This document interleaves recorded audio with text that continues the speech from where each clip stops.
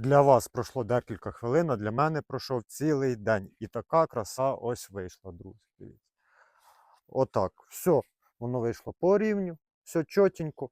Я хочу сказати, друзі, одне. Якщо у вас міцна сім'я, ви один одному допомагаєте, у вас все буде навіть з обмеженим бюджетом, ви будете розвиватися і йти до своєї мети і до своєї мрії, так як це робимо ми. Всім гарного дня!